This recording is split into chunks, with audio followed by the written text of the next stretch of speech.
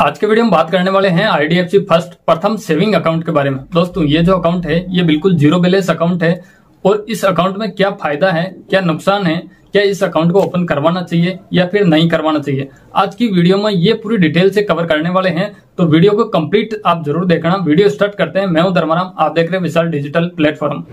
दोस्तों ये जो आईडीएफसी फर्स्ट का प्रथम सेविंग अकाउंट है ये बिल्कुल जीरो बैलेंस अकाउंट है, यानी कि इस अकाउंट में किसी तरह से कोई मेंटेन नहीं करना और ये अकाउंट है काफी अच्छा है। बात करते हैं इस अकाउंट के ओवरव्यू के बारे में। तो दोस्तों इस अकाउंट में आपको मंथली इंटरेस्ट है वो क्रेडिट कर दिया जाएगा और ये जीरो बैलेंस अकाउंट है, इसमें किसी तरह का कोई चार्जेस नहीं है। साथ में अप टू 5% तक का इस जो अकाउंट है इसमें आपको इंटरेस्ट भी मिल जाता है। तो जानते हैं पूरी डिटेल के साथ किस तरह इंटरेस्ट वगैरह मिलते हैं, सब कुछ इस वीडियो में कंप्लीट जानकारी मिल जाएगी आपको। बात करते हैं इस अकाउंट के मेन बेनिफिट के बारे में। तो दोस्तों इस अकाउंट के साथ में आपको डेबिट कार्ड मिलने वाला है, वो मिलेगा आपको रुपए क्लासिक डेबिट कार्ड। ये डेबिट कार्ड है वो इस अकाउंट के साथ में आपको मिलेगा, जिसकी एटीएम कैश विड्रॉल लिमिट है वो पर डे आपको 40,000 रुपए की आपको यहाँ पे मिल जाएगी। साथ में पीओएस लिमिट की बात करते हैं तो वो भी आपको 1 लाख रुपए की पर डे की लिमिट है वो इस कार्ड में मिल जाएगी आपको। इस कार्ड पे आपको पर्सनल एक्सीडेंटल कवर है वो भी अप टू 2 लाख रुपीज तक का है, वो आपको फ्री मिल जाएगा। बाकी इस कार्ड के जो भी चार्जेस वगैरह है उनको आप आगे इस वीडियो में डिस्कस करने वाले हैं। यह अकाउंट है ये जीरो बैलेंस अकाउंट है, इसमें कोई मंथली या फिर क्वार्टरली किसी तरह से कोई मेंटेन नहीं करना है। साथ में इस अकाउंट को आप ओपन करवाते हैं तब भी आपको किसी तरह का कोई चार्जेस देकर ओपन नहीं करवाना है, तो ये अकाउंट टोटली आपको फ्री मिल जाता है। अब बात करते हैं इस अकाउंट में कैश ट्रांजेक्शन लिमिट के बारे में। तो दोस्तों इस अकाउंट पे आपको कोई लिमिट यहाँ पे नहीं दी गई है, यानी कि कैश डिपोजिट के कोई भी कितने भी ट्रांजेक्शन है वो आप करवा सकते हैं। कितनी वैल्यू का होगा वो भी कोई इस पे नहीं दिया गया है, कितनी वैल्यू का ट्रांजेक्शन आप करा सकते हैं। आप होम ब्रांच या फिर नॉन होम ब्रांच दोनों में आपको सेम फैसिलिटी मिलेगी, कहीं से भी आप डिपॉजिट वगैरह करा सकते हैं, उस पर किसी तरह का कोई चार्जेस वगैरह भी यहाँ पे नहीं है। दोस्तों ये आईडीएफसी एक पहला बैंक है जो कैश डिपॉजिट पे किसी तरह का कोई चार्जेस वगैरह नहीं है। बाकी बहुत सारी बैंकों पे आप देखोगे ना तो बहुत सारे चार्जेस वगैरह होते हैं जो मंथली 5 बार या फिर 4 बार आप कैश डिपॉजिट के ट्रांजेक्शन करा सकते हैं। उसके बाद आपके 25 रुपीज पर ट्रांजेक्शन के हिसाब से चार्ज ले लिए जाते हैं या फिर कुछ और चार्जेस वगैरह उनका परसेंटेज के हिसाब से होता है।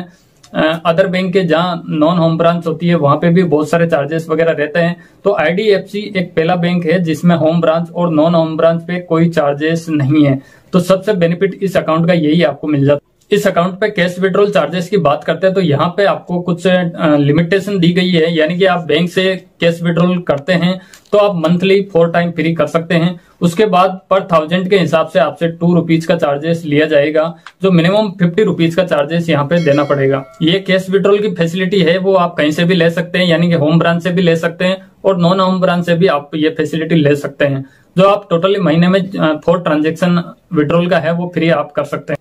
इस अकाउंट में आपको इंटरनेट बैंकिंग, मोबाइल बैंकिंग और यूपीआई की फैसिलिटी है वो इस अकाउंट के साथ मिल जाएगी, जिससे आप एनईएफटी, आरटीजीएस या फिर आईएमपीएस या फिर यूपीआई के ट्रांजैक्शन है वो बिल्कुल फ्री आप कर सकते हैं। साथ में अगर आप बैंक विजिट करके भी आप अगर एनईएफटी या फिर आरटीजीएस वगैरह करवाते हैं तो वहां पे भी आपको बिल्कुल फ्री फैसिलिटी इस अकाउंट में मिल जाएगी।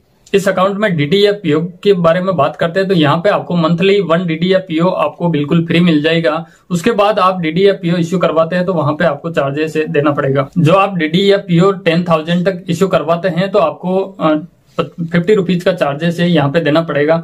उसके बाद अगर 10,000 से अबाव का आप डीडी या पीओ इश्यू करवाते हैं तो पर 1000 के हिसाब से 3 रुपीज का चार्जेस यहाँ पे लिया जाएगा। इसके अलावा मिनिमम चार्जेस रहेगा वो 75 रुपीज रहेगा और मैक्सिमम है वो 10,000 पर डीडी या पीओ पे चार्जेस हो सकते हैं। इस अकाउंट में डीडी या फिर पीओ को रीवैलिडेशन अगर करवाते हैं तो वहां पे भी किसी तरह का कोई चार्जेस यहाँ पे नहीं लिया जाता है, तो ये भी काफी अच्छा इस अकाउंट में बेनिफिट्स आपको मिल जाता है। अब बात करते हैं इस अकाउंट पे मिलने वाले डेबिट कार्ड के बारे में। जो डेबिट कार्ड आपको रुपए क्लासिक डेबिट कार्ड यहाँ पे मिलेगा उसके चार्जेस और फीस के बारे में बात करने वाले हैं। तो ये डेबिट कार्ड है ये आपको बिल्कुल फ्री मिलेगा, यानी कि इसकी no joining fee, no annual fee, totally ये आपको डेबिट कार्ड है ये बिल्कुल फ्री मिलेगा। इस डेबिट कार्ड को यूज करके आप आईडीएफसी फर्स्ट के जितने भी एटीएम हैं उनसे अगर कैश विड्रॉल वगैरह करते हैं, यानी कि फाइनेंशियल ट्रांजेक्शन करते हैं, वो आपको मंथली 5 ट्रांजेक्शन है वो बिल्कुल फ्री मिल जाएंगे। 6ठा ट्रांजेक्शन करते ही आपके 20 रुपीज का चार्जेस है वो इस कार्ड पे लग जाएंगे। बाकी नॉन फाइनेंशियल ट्रांजेक्शन है वो आप अनलिमिटेड कर सकते हैं आईडीएफसी बैंक के एटीएम पे, उस पे किसी तरह का कोई चार्जेस यहाँ पे नहीं है। बात करते हैं अदर बैंक के एटीएम के बारे में। तो दोस्तों अदर बैंक के एटीएम में आपको फाइनेंशियल ट्रांजेक्शन है वो 5 फ्री मिल जाएंगे। नॉन फाइनेंशियल ट्रांजेक्शन पे आपको 8 रुपए प्लस जीएसटी यहाँ पे देना होगा। तो नॉन फाइनेंशियल ट्रांजेक्शन का भी आपको ध्यान रखना होगा। अब बात करते हैं कि फाइनेंशियल ट्रांजेक्शन और नॉन फाइनेंशियल ट्रांजेक्शन होते क्या है।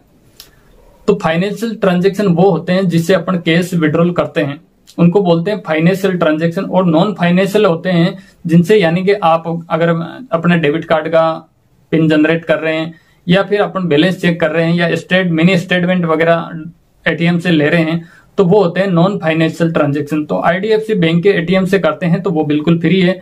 अदर बाकी किसी एटीएम से अगर आप बैलेंस वगैरह चेक करते हैं तो वहां पे चार्जेबल होगा। इस कार्ड के साथ में आप एड ऑन कार्ड भी ले सकते हैं, यानी कि डेबिट कार्ड के साथ आप एड ऑन डेबिट कार्ड भी ले सकते हैं, पर कार्ड का चार्जेबल होगा वो 150 रुपीज का चार्जेस यहाँ पे देना होगा। इसके अलावा इस कार्ड के रिन्यूअल फी की बात करते हैं तो यहाँ पे 0 है, यानी कि आपका क्रेडिट जो डेबिट कार्ड है वो अगर एक्सपायर हो जाता है तो बैंक है आपको रिन्यूअल करके दूसरा डेबिट कार्ड दे दिया जाएगा। इसका कोई चार्जेस वगैरह यहाँ पे नहीं रखा गया।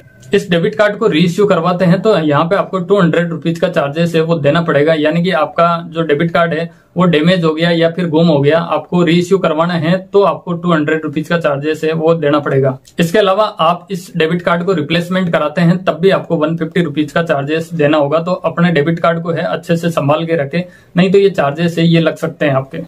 इस अकाउंट पे चेकबुक की बात करते हैं तो यहाँ पे आपको मंथली 4 पेज की चेकबुक है वो आपको फ्री मिल जाएगी। उसके बाद आपको जितने भी चेक चाहिए पर लीफ 4 रुपीज का चार्जेस है वो लिया जाएगा, आप जितना चाहे उतना ले सकते हैं। बात करते हैं इसके अलावा और चार्जेस के बारे में। तो दोस्तों इस अकाउंट में आपको जो स्टेटमेंट है वो मंथली आपकी जो ईमेल आईडी होगी उस पर आपको मिल जाएगा, उसका किसी तरह का कोई चार्जेस यहाँ पे नहीं लिया जाएगा। डुप्लीकेट स्टेटमेंट या फिर ब्रांच से आप स्टेटमेंट वगैरह लेते हैं तो वहां पे आपको 50 रुपीज का चार्जेस है वो इस अकाउंट पे देना पड़ेगा। पासबुक की यहाँ पे बात करते हैं तो पासबुक आप अकाउंट ओपन करवाते हैं तो उस टाइम आपको बिल्कुल फ्री यहाँ पे मिल जाएगी। इसके अलावा डुप्लीकेट पासबुक आप लेते हैं तो वहां पे आपको 100 रुपीज का चार्जेस है वो देना पड़ेगा, यानी कि आपकी पासबुक फट गई या गुम हो गई, अगर आप डुप्लीकेट दूसरी पासबुक इश्यू करवाना चाहते हैं तो 100 रुपीज का चार्जेस देना पड़ेगा। उसके अलावा अगर पिछली कोई एंट्री उस पासबुक में आप करवाते हैं, पिछली कोई भी एंट्री करवाते हैं तो पर पेज यहाँ पे 20 रुपीज का चार्जेस है वो लिया जाएगा इस अकाउंट में। इस अकाउंट का क्लोजर चार्जेस है वो बिल्कुल 0 है, यानी कि आप जब आपकी मर्जी करे तब आप इस अकाउंट को बंद करवा सकते हैं। बंद करवाने के कोई चार्जेस वगैरह यहाँ पे नहीं है। एसएमएस अलर्ट की बात करते हैं तो यहाँ पे आपको 15 रुपीज यानी कि 15 रुपए है वो क्वार्टरली आपको चार्जेस यहाँ पे देना पड़ेगा एसएमएस के लिए, तो इस चीज का भी आपको ध्यान रखना। अब बात करते हैं इस अकाउंट पे मिलने वाले इंटरेस्ट के बारे में। दोस्तों इस अकाउंट पे आपको जो इंटरेस्ट मिलता है वो मंथली इंटरेस्ट मिल जाता है।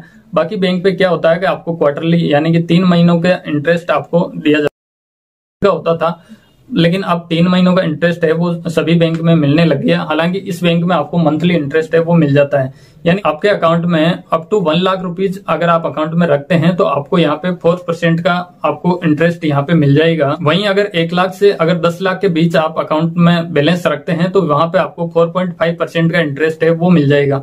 अगर 10 लाख से अबव यानी कि 10 लाख से लेके अगर 2 करोड़ तक अगर आप अकाउंट में बैलेंस रखते हैं तो वहां पे आपको 5% का इंटरेस्ट यहाँ पे मिल जाएगा। तो ये है इंटरेस्ट इस बैंक का। तो दोस्तों यही था आईडीएफसी फर्स्ट प्रथम सेविंग अकाउंट, जो ये 0 बैलेंस अकाउंट है। इस अकाउंट पे आपको काफी सारी फैसिलिटीज है वो बिल्कुल फ्री मिल जाती है, यानी कि 0 बैलेंस होने के बावजूद भी काफी सारी फैसिलिटीज है वो आपको बिल्कुल फ्री मिल जाती है। आपको ये अकाउंट कैसा लगा कमेंट करके जरूर बताना। मेरे हिसाब से तो ये काफी बेस्ट अकाउंट है, बाकी बैंक से काफी बेस्ट है। आज के लिए बस इतना ही, मिलते हैं नेक्स्ट वीडियो में, तब तक के लिए जय हिंद।